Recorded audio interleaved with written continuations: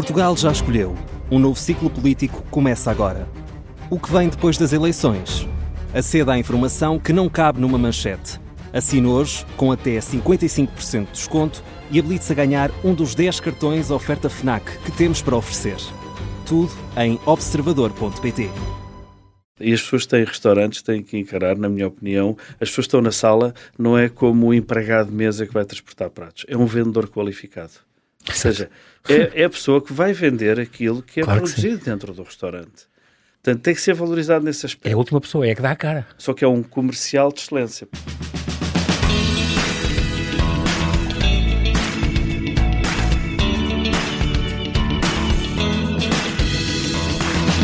Hoje temos outro first. O tema é o arroz.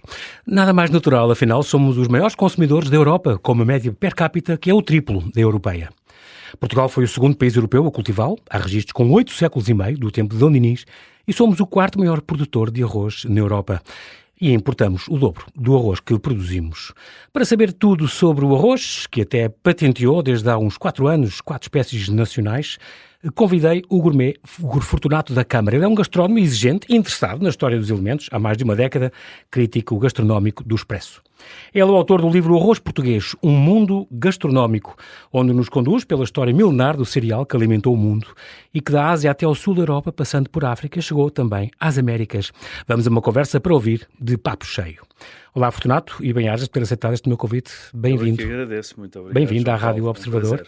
Há uma coisa, eu vou começar pelas madeleines, que é um conceito que eu não conhecia e gostei muito, e depois as pessoas começam a pensar e, de facto, eu tenho algumas madeleines, que é, no fundo, isto tem a ver com pequenas memórias gastronómicas, Sim. Ou pode não ser gastronómicas, não sei, mas madeleines é mesmo gastronómicas, tem que ser. Sabores que vêm da nossa infância, que nós lembramos, associamos a histórias. Sim, essa metáfora da Madeleine tem a ver, não é, com a procura do tempo Sim, perdido, do Proust. não é? Do Proust, que ele remetia aquilo para umas memórias numa casa de verão e tal, e até nem é uma memória especialmente agradável, que é uma madalena seca, molhada no chá e tal. No entanto, é algo que o fazia transportar para Exatamente. E nós, por exemplo, no caso do arroz, certamente qualquer um que está a ouvir-nos tem uma memória de uma receita de arroz, quanto mais não seja o arroz doce, que é uma das sobremesas mais portuguesas, exatamente. Ou um arroz de tomate que uma tia fazia, ou mais a norte o arroz de cabidela, ou o arroz de frango, né? O arroz de pica no chão, como se diz. E, portanto, o arroz é algo que é transversal à cultura portuguesa, à nossa alimentação, e que nos trouxe até aqui, não é? 18 quilos de consumo per capita. É extraordinário. Europeu. Somos os asiáticos da Europa, como se diz na média europeia é 5,5, o que é? Uma coisa assim... A média é 5,5. O segundo consumidor consome 11 quilos e é a Espanha. Portanto, nós associamos muito as paellas, os risotos, no caso da Itália. No entanto, nós somos imbatíveis. Agora, não temos, de facto, uma divulgação como deveria ser feita da nossa cozinha de arrozes. Tão poderosa. E gigante. Falaste de arroz doce e eu lembro que podia ser uma das tuas madeleines. A tua mãe fazia um arroz doce maravilhoso. Fazia um arroz doce muito bom, sim. É uma das minhas Aqui em Lisboa? Tu moravas aqui? Eu morava em Lisboa e a minha mãe é de Lisboa. Mas, por exemplo, o meu pai era da Beira Alta, né? Celurico da Beira, e aí sim faz o arroz doce com o leite de ovelha. É logo uma diferença. Ou seja, não leva ovos, é com leite de ovelha. Portanto, e não precisa de mais nada. O sabor está todo lá, não é? Porque as receitas de arroz doce é um bocadinho com mais do cozido. Em cada região há uma diferença. Exatamente. Em Coimbra há uma grande tradição também, o arroz doce de Coimbra. Depois no norte leva mais ovos, no Minho, é mais rico, entre aspas, por causa dos ovos. Exato. E no caso, por exemplo, da Beira Alta, um simples, digo isto, entre comas, arroz doce com leite de ovelha. É todo um programa. Exato. É extraordinário. E a outra, falaste do teu pai, falaste de Celurico da Beira, e é outra das tuas madeleines, outra das tuas memórias, quando ele ia buscar o queijo da Serra. Exatamente. O queijo fazia parte de todos os natais, não era? Todos os natais. Ele ia sempre um pouco antes do Natal. Ele comprava uma arroba de queijo, portanto 15 quilos, ainda medidas antigas, e depois distribuía a algumas pessoas amigas e tal, e nós comíamos sempre no Natal, e guardávamos alguns para curar em cima de umas coisinhas de madeira. Portanto, aquele processo processo e que se aguentavam. mais tradicional. E aguentavam-se. E claro, iam ser virados, passados com um bocadinho de azeite. E é uma coisa que tu dizes que eu aprendi contigo a preparar esta conversa. Eu penso logo no queijo da serra, aquele que a gente abre por cima e come à colher, e quanto mais amanteigado, para mim, melhor. Pronto. Mas tu dizes, o verdadeiro queijo da serra, o bom, o muito bom, aliás, não nos envergonha nada com os franceses, nem nada, sempre ouvi dizer isso. Temos a mania, os outros é que são bons, mas é um produto de nível mundial. A gente não tem... Mundial. Aliás, há pouco tempo houve um queijo que ganhou aquele concurso do World Cheese Awards, né, que foi em Viseu, que é um queijo, não é um Serra da Estrela DOP, portanto não é o queijo registado, mas é um queijo da soalheira feito com leite de ovelha num método muito próximo com o coágulo do cardo, né? Portanto, o leite com a flor do cardo. Com a flor do cardo. E, portanto, aí nos queijos de ovelha... ganhou um grande destaque, e merecidamente, mas no caso do queijo Serra da Estrela, é um queijo de ovelha de nível mundial. Isso aí sempre ouvi... Ultimamente temos ouvido isso, não é? É como o Marcelo dizia, quando somos bons, somos muito bons. Mas nós temos aquela coisa da sina que não, os outros é que são lá fora é que é bom, mas já não, em vinhos e em queijos e coisas, finalmente, nos últimos anos, é verdade, temos valorizado o que é de facto muito bom, e os estrangeiros também dizem que é extraordinário. Mas aprendi contigo, estava a dizer, esta questão do queijo que fazia, não era amanteigado demais, que faz barriga, não desborondoa, não é? Como tu dizes. Porque assim, é óbvio que é mais atraente um queijo. O queijo tem que ter no mínimo 30 dias para ser posto à venda, um queijo Serra da Estrela. E como é óbvio, aquilo, ao fim de 30 dias, a massa queijeira, como se diz na gíria, ainda está quase líquida, não é? Ele está ainda a ganhar forma. E o queijo não tem casca.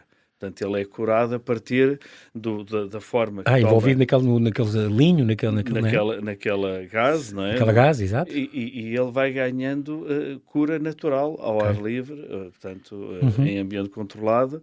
E ao ar livre não, dentro de uma câmara frigorífica agora, mas antes era nas tais zonas frescas da casa, em cima de madeira, não é? E ele não tem casca, portanto, é um queijo que, se for bem tratado, vai endurecendo um bocadinho, vai encorpando, digamos assim. E podes cortar uma fatia e faz aquela barriga. Ou seja, no corte faz barriga, mas não começa a desfazer. Não se esborondou assim, exatamente. Ali o que é que se perde? Perde-se exatamente as texturas. O sabor da parte exterior é diferente da parte imediatamente a seguir, interior, e depois da própria derme, massa digamos queijeira. Assim, entre epiderme e derme. Exatamente. Agora, quando se come assim à colher, está-se a desperdiçar depois toda a caixa. Sim, que também é fantástico. Que é fantástico. E tu dizes, normalmente nós retiramos cedo demais, devia estar 45 ou 50 dias, e às vezes deixamos um mês, por uma questão, se calhar, económica. As pessoas querem despachar o estoque e vão vendendo, não é? Isso é uma questão engraçada, porque, por exemplo, falando agora outra vez no queijo São Jorge, que é outro dos grandes queijos, nós não temos uma grande tradição de queijo de vaca, mas o queijo São Jorge dos Açores... Das boas vacas, não é? Ao ar livre, nos pastos. É um queijo também muitíssimo bom. E durante muitos anos, até há bem pouco tempo, ou era 4 meses, ou era 7 meses de cura, e depois começou-se a perceber que com 12, com 24, ficava ainda extraordinário. Só que isso é um problema... Tem um preço, não é? Tem um preço. E os produtores, quando produzem o queijo, querem vendê-lo. Não podem ter despachar o estoque, obviamente. Nós não temos a tradição dos franceses dos afinadores de queijo. É um conceito extraordinário que falas nisso, afinador de queijo. Nós não temos isso.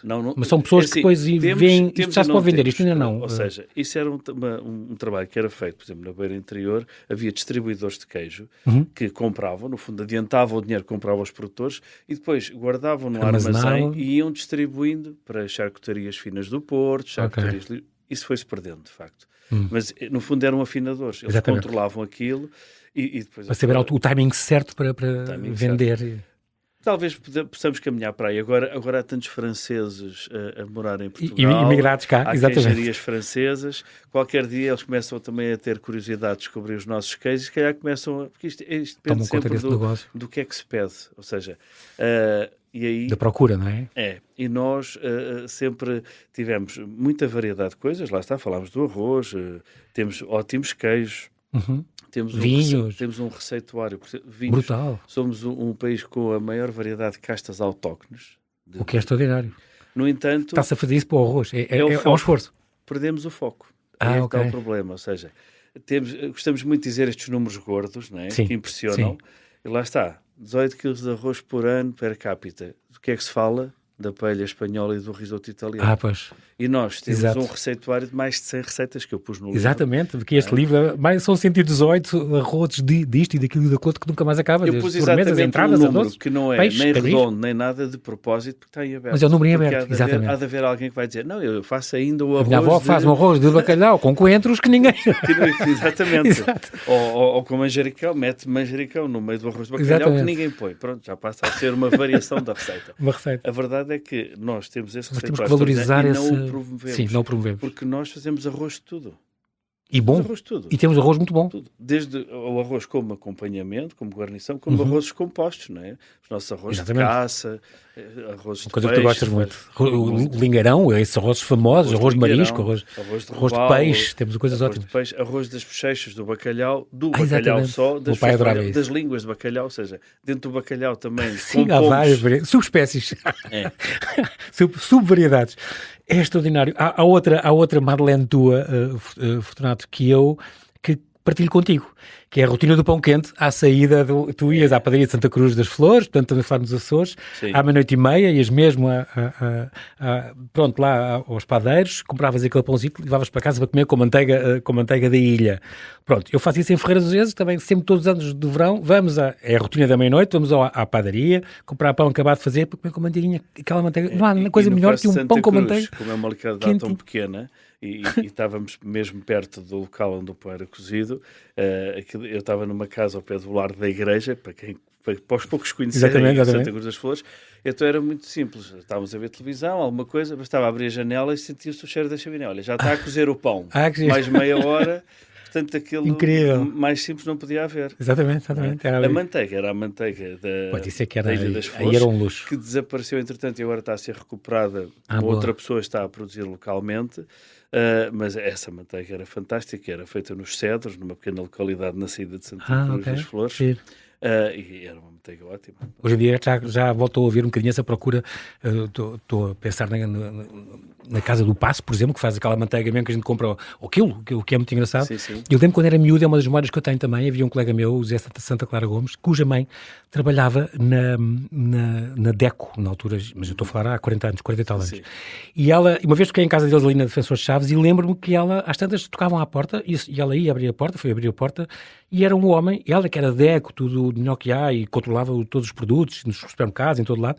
E ela foi buscar, era um fabricante de manteiga caseiro, artesanal, que ia lá e vendia-lhe ao quilo, era a manteiga que ela usava em casa. A manteiga é outra coisa que as pessoas... Estou a devia ser proibido com a azeite, não sei se a azeite permitiria hoje. Não sei, mas a manteiga foi uma coisa que foi sendo um bocadinho posta de parte por causa da questão da gordura, das calorias, mas as pessoas têm que fazer uma diferença muito grande entre gorduras trans, que são gorduras transformadas, interistificadas, e uma gordura pura. Manteiga é uma gordura pura. É óbvio que não vamos pôr-nos a comer baldes de manteiga, mas é preferível isso do que comer uma margarina, por exemplo, do que comer uma manteiga vegetal. No meu tempo havia o mito que era melhor uma margarina porque era uma gordura vegetal e a manteiga era uma gordura animal e, portanto, a vegetal fazia melhor. Portanto, a pessoa passava a comer planta e isso coisas deste género. Isso faz parte dos planos de marketing. São mitos. Distribuidores. Sim. Planos de marketing. Pronto, era um produto novo, tinha que ser isso é uma boa dica. Mas agora está-se a voltar outra vez a esse lado, ou seja, é ser um consumo frugal, um consumo controlado, mas ir pelo mais próximo da essência do produto. Então, exatamente. Manteiga mais genuíno. É a nata do leite, de bom leite, batida. Ou seja, não é preciso estar a inventar coisas. Sempre ao mesmo lado, como dizia o outro, ao mesmo lado, como a minha avó fazia em casa. E estamos a voltar a isso e ainda bem, tal como o azeite, não é? Todos nos lembramos, nos anos 80, as donas de casa temperavam salada com óleos refinados. Exato. Que já é uma coisa impensável. Sim. Portanto, voltou só ao azeite. Agora, é óbvio que o azeite, dizer da dieta mediterrânica que é saudável, mas o azeite não é para também beber meio litro de azeite. À colherada, sim. Claro, ou seja, tudo tem que ter moderação, frugalidade. Então, e como o vinho, como tudo. Como tudo, ver. Podemos comer tudo um pouco, mas com calma. É a grande vantagem da dieta mediterrânica, que tu já lá vais falar sobre isso, fazes questão de dizer, é um modo de vida, não é só uma dieta, o que a gente come. Nós estamos sempre a fazer dieta, tudo o que comemos é uma dieta, não é? É muito mais do que isso. Mas tenho de perguntar também, antes disso, Fortunato, sei que depois andaste no António Arroio, a grande escola dos artistas, que é engraçado, tive muitos convidados que passaram por lá, todos mentes criativas e criadoras, o que é muito bom. E tens o teu trabalho na RTP ainda tens? Ainda sim. Portanto, sim. digamos, é o que vai pagando as contas. Exatamente, sim. Ser crítico gastronómico não é uma função. Não dá para viver disso. Dá imenso gozo, mas lá está. Fazer bem feito, como fazemos no Expresso, tem custos. Sai caro, claro. Tem custos, porque é pagar as refeições, pagar claro. tudo. Não tu ficaste com o lugar do José Quitério, teve que sair por questões de saúde. Exatamente. É um posto extraordinário, é uma grande honra. Não é? É uma grande honra e Já responsabilidade. lá estás há 11 anos, é extraordinário. Pronto, e é bonito porque lá está, este ano, estamos em 26, a crítica do Expresso vai fazer 50 anos. Ou seja, a primeira crónica do José Quitério saiu em 76. Muito bom, muito giro. E é um fantástico, e acho que é um motivo de orgulho, não só para mim, mas também para o próprio Expresso, estar há 50 anos a investir, a informar os seus leitores com isenção, distanciamento, qualidade, porque uma crítica é uma reportagem daquilo que aconteceu naquela refeição. Portanto, uma crítica não dura meses. Nós sabemos que a restauração é um meio muito volátil e frágil. É muito difícil trabalhar em restauração. Eu já tive um pouco essa experiência porque frequentei a Escola Superior de Hotelaria. Exatamente. Quiseste ver essa experiência para saber o lado de lá e perceber que é um mundo, com uma grande pressão. Muito respeito.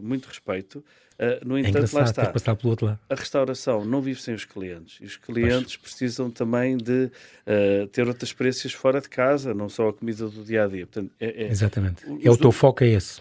O meu foco é exatamente reportar aos leitores aquilo que é uma refeição. É óbvio que muitas vezes pode não agradar a quem está do outro lado, mas eu acredito, é uma convicção que, apesar de hoje haver imensas pessoas a darem opiniões, e como é óbvio, está livre esse meio. Claro. Mas eu penso, e não só penso, como já tive alguns relatos em privado, não é? Não interessa agora aqui referir.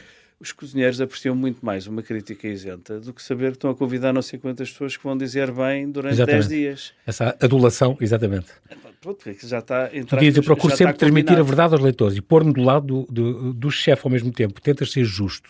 Claro. E tentas encontrar, e é engraçado, tu nem sempre dizes tudo bem, mas dizes, tenta encontrar uma saída. Quando uma coisa não está bem, tens esse lado bom. Dizes, isto aqui ficava melhor, se calhar, se não sei o que, não. Uma saída, não dizes, isto é horrível, não vão lá. Não é assim, não funcionas assim, o que é muito bom. Tem que ser responsável, porque estamos a falar de coisas que envolvem economia, envolvem empregos. E, portanto, é isso que eu ia dizer, a vida das pessoas, o ganha-pão daquela gente. Claro, e lá está. E um restaurante pode não ter todas as coisas espetaculares, que é muito difícil, mas ter vários pontos fortes. Claro. E muitas vezes vai-se a um restaurante não só pela comida, vai-se pelo ambiente. Exatamente, o serviço. Exatamente. O serviço como te recebem, já te conhecem, já não sei o que, é tão bom isso. O serviço é uma coisa que está muito pouco valorizada na restauração e acredito que é uma coisa que desmotiva quem vai, os alunos que vão para essa área. No entanto, faz toda a diferença. Muitas vezes o negócio salva-se pelo serviço. A comida é razoável, não pode ser má. Eu, cada vez que estou mais maduro, mesmo assim, dou muito mais atenção ao serviço. Interessa-me muito. Acho que é uma componente essencial. Quando uma experiência de ir, e hoje em dia às vezes não é barato, ir a um restaurante e ter esse bom prazer da mesa com os amigos. E então, o serviço, cada vez ligo mais ao serviço. Acho muito importante. O mau serviço pode estragar uma boa refeição. É verdade. E as pessoas que têm restaurantes têm que encarar, na minha opinião, as pessoas que estão na sala não é como o empregado de mesa que vai transportar pratos. É um vendedor qualificado. Ou seja, é a pessoa que vai vender aquilo que é produzido dentro do restaurante. Portanto, tem que ser valorizado nesse aspecto. É a última pessoa, é a que dá a cara. Só que é um comercial de excelência, porque é um comercial que sabe relações públicas. Tem que criar empatia. Tem que criar empatia, sabe ler os clientes. Não pode ser chato. Não pode ser chato. Há uns que são muito chatos, muito picuinhas, exato. Aquele chavão, quantas pessoas não vão para um restaurante para acabar uma relação? Não é? Precisamos de conversar, vamos jantar. Ui, isto não vai ser bom. Ou quantos vão para um restaurante para fechar um negócio? E a sala tem que ter essa sensibilidade para perceber. Não é fácil, isto é quase psicologia. É psicologia. E isso é pouco valorizado num determinado segmento da restauração. Sim, claro, Estamos a falar do restaurante do dia-a-dia. Muito bem. Tu, quando fazes essas críticas gastronómicas, és reconhecido. Tu, nestes 20 anos que fazes isso, aconteceu de quê? 10, 15 vezes és reconhecido? Já me aconteceu algumas vezes. Dá para perceber também, porque às vezes tentam agradar-te. Não conseguem disfarçar muito, mas eu acho também, se for uma pessoa que está atenta, é porque também, ou é leitor das crónicas do Expresso, e também... Ou viu algum dos cursos que tu deste, ou que entraste, ou as conversas do CCB, tudo, as viagens. Percebe que a pessoa gosta de estar calma e não ser, perturbado, porque eu estou a fazer um trabalho, atenção, é muito importante. Eu estou a fazer um trabalho, não estou a sair para comer. Exato. Ou seja, não é aquele ramo do dia-a-dia que é uma coisa à parte, tem que despachar isto não, e depois... as pessoas, que gastronómico é tão bom, andam a pagar para comer. Exato. Isto não é linear. É a profissão do desejo, do sonho de toda a gente. Pois, isso é como outras profissões que as pessoas acham que é de sonho, pois todas as pessoas têm sempre claro. um lado B. Claro. Comer exatamente aquilo que é importante valorizar no restaurante e muitas vezes quando o mindset, quando a nossa mentalidade, se calhar hoje apetecia-me comer uma determinada coisa, mas tenho uma refeição marcada que tenho que ir lá ver, ou uma segunda refeição, e vou comer aquilo que pode valorizar a casa junto aos leitores. Não vou comer um bife. Olha, sim. Agora era um bife com um ovo estrelado e estava feito. Mas a especialidade da casa é caldeirada. Então vamos para a caldeirada. Isto parecendo que não, nós não podermos decidir pelo instinto, mas pelo lado técnico, faz toda a diferença. Sim. Portanto, é um trabalho. Sim, claro. E depois tu fazes bem porque vais com um grupo, vais do grupo de amigos. Normalmente são as tuas amigas é que pedem as coisas e falam, para não perceberem que estás muito interessado, este cliente está muito interessado. E eu arranjo formas. É muito engraçado. Não há disfarces, como aquela coisa dos americanos, do New York Times, que havia críticos que se disfarçavam. Não é disfarces. Há formas de ser discreto. Há formas de ser discreto. Muitas. Muito bem. Fortunata Câmara, temos que fazer aqui um brevíssimo intervalo e já voltamos à conversa. Até já.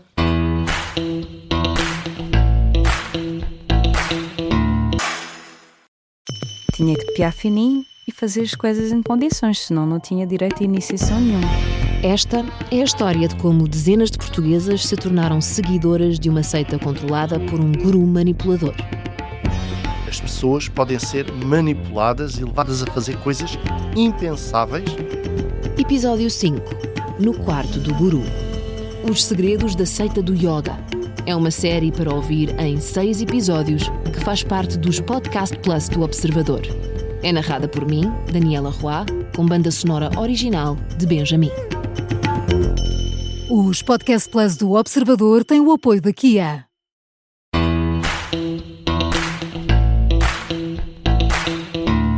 Estamos a conversar com o Fortunato da Câmara, é crítico gastronómico, fala-nos de muitas curiosidades e desvenda a história do arroz. Dá-nos a sua perspectiva histórica e mundial, explora as diferentes variedades e as receitas históricas e internacionais que o distinguem e dando enfoque ao caso particular de Portugal, com fortes ligações culturais a este cereal. De facto, estamos a falar desta tua função como crítico. Tu cozinhas em casa, Fortunato, para o teu filho, muitas vezes? Sim, cozinho bastante, para a minha família. Há uma coisa que tu cozinhes melhor, que gostes muito de fazer? Quer dizer, não consigo... Por acaso faço um bom arroz de pato. Olha que faço um bom arroz de pato, não é a receita à moda de Braga, é o arroz de pato à portuguesa, que é uma receita que uma vez me deram no Alentejo. E usas a água da cozedura do pato para fazer o arroz, não? Exatamente. Aliás, ou parto, porque ele é muito gorduroso.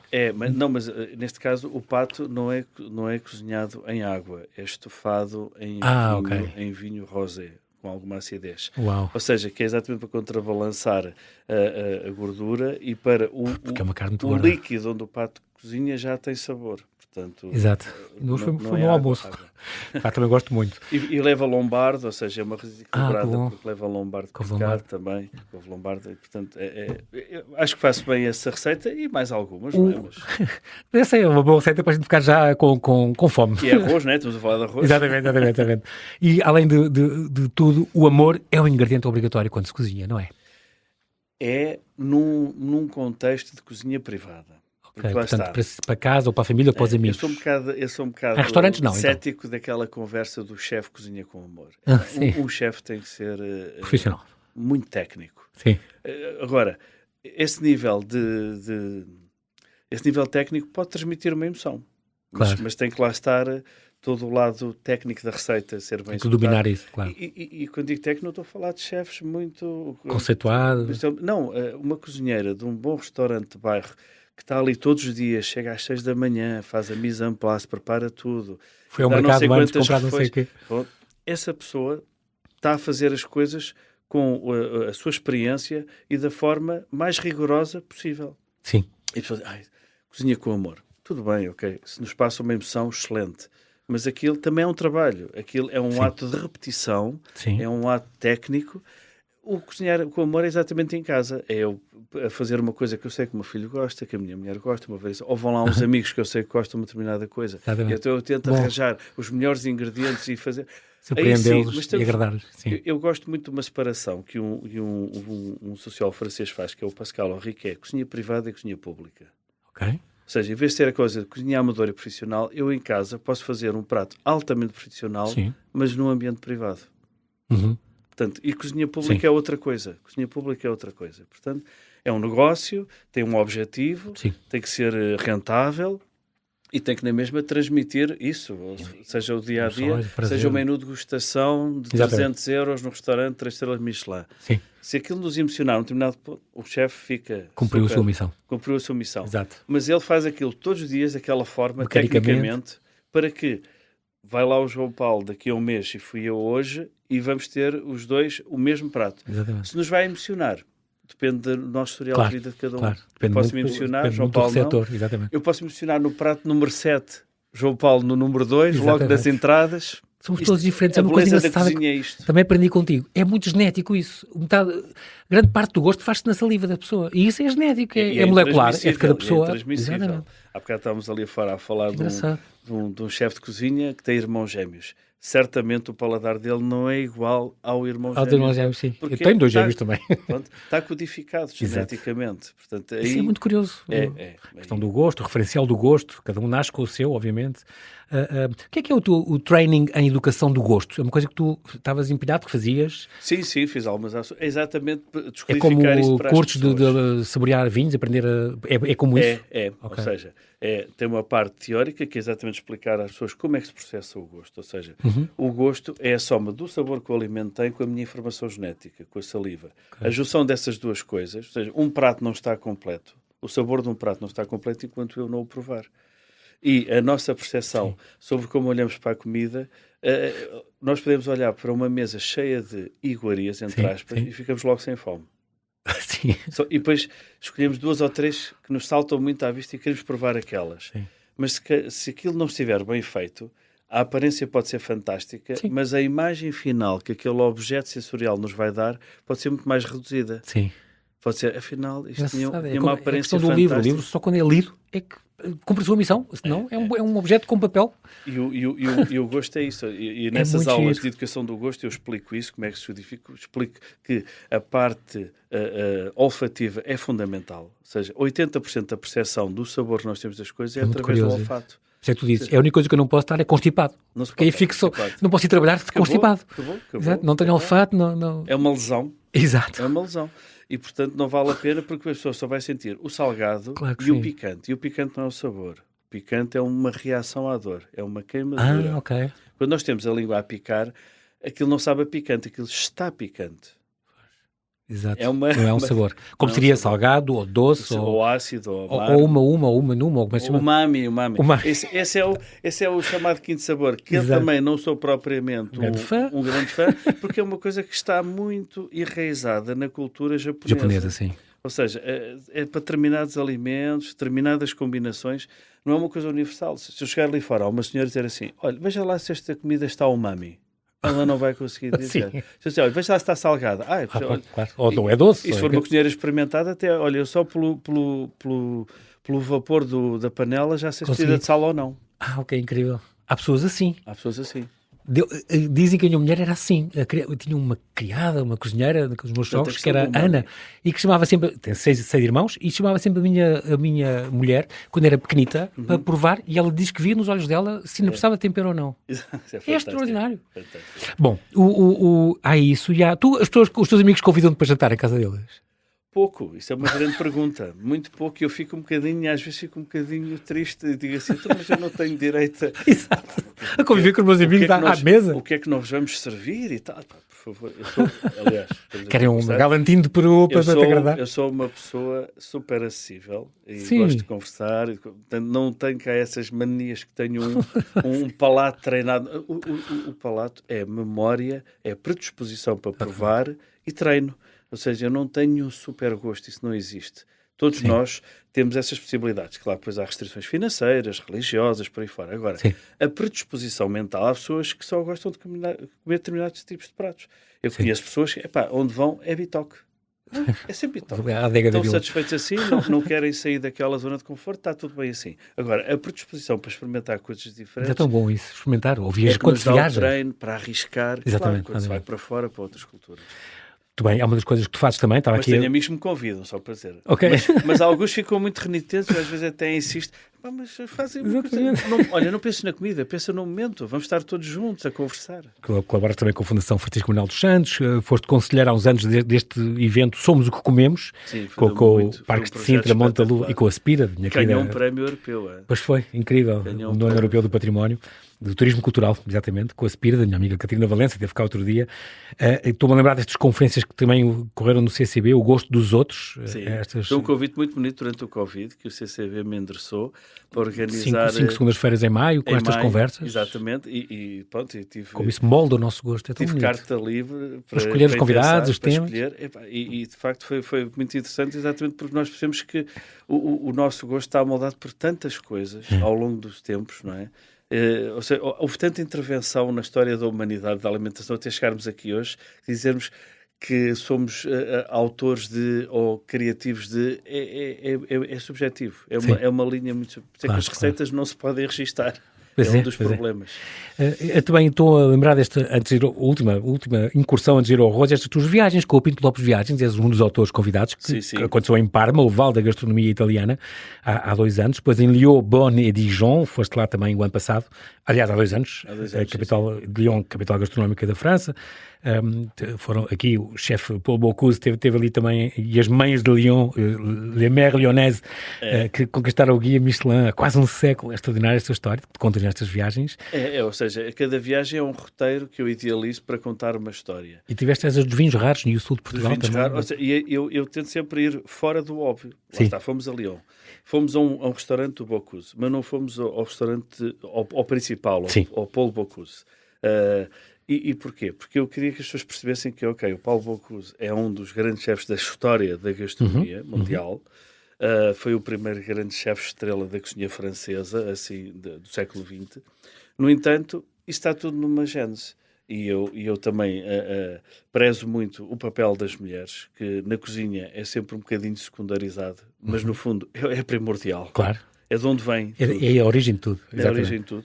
É verdade. E eu, assim, vamos ao restaurante, e fizemos uma refeição no restaurante que é o La Mère Brasier, foi exatamente a primeira mulher a ganhar 3 estrelas Tem 2 estrelas, atenção. E chegou a ter, em 2 restaurantes em simultâneo, 3 estrelas. Incrível, Poucos cozinheiros podem-se orgulhar disso. E ela era uma das cozinheiras que formou uma série de grandes chefes, entre eles o próprio Paul Bocuse. Portanto, é preciso às vezes ver um bocadinho engraçado, é o outro lado, história, é o lado B, para percebermos onde é que as coisas vêm, não é? E falta Espanha. E as minhas viagens vão sempre nesse sentido. Itália, França, já foste a Portugal, falta Espanha. Espanha já teve agendado, pois isto é aquelas questões logísticas, não é? A viagem tem de ter as um mínimo de É participantes. o prato nacional, aprendi contigo, eu achava que era paella, não, paella é de Valência, não é? É de Valência, não, a tortilha que é o prato. E outro dia aprendi que agora há estes miúdos e estas coisas que fazem tortilhas em casa das pessoas, para 40 pessoas, 50 pessoas, muito giro. E aprendi que é o arroz bomba, e não conhecia. Há o arroz bomba com que se faz... É um grão, ou seja, lá está, é uma variedade de grão, como estávamos aqui a falar do Carolino, do Agulha, no livro, e no caso de Espanha, pronto, não se proporcionou. Este ano vamos voltar a lançar essa, que é ir descobrir, é uma história da Andaluzia, ou seja, a Andaluzia é riquíssima. E é uma viagem que está programada para Málaga, que é a terra onde nasceu o Picasso. Exatamente. Tem o Centro Pompidou. E que as pessoas associam sempre mais à praia, não sei o quê, e tem uma gastronomia fantástica. É a região que tem mais leite de cabra de Espanha. Não sabia. As montanhas de Málaga. Depois há frutas exóticas, há tudo. Muito bom. Entre os teus livros, agora vamos falar deste do arroz português, nestes minutos que nos faltam. Sim. Antes disso, há 10 anos, há 11 aliás, houve este o Viver Portugal com o Mediterrâneo à mesa, já uma edição do Clube de Colecionadores dos Correios. Eu aqui tenho que fazer uma pausa e dizer que esta coleção de livros são estes álbuns que vêm com o selo, com os álbuns de filatelia do CTT. Esse livro do Mediterrâneo à mesa em Portugal ganhou um prémio Gourmand, melhor livro de cozinha mediterrânica. e não ficaste atrás neste novo livro do arroz português, porque também ganhou o melhor livro do mundo sobre arroz. Quer dizer, parabéns. Aqui, o outro tinha sido um prémio local em termos de Portugal. Desta vez eu... Caramba, então 200 países concorrem ao prémio gourmand, aos prémios gourmand, não é?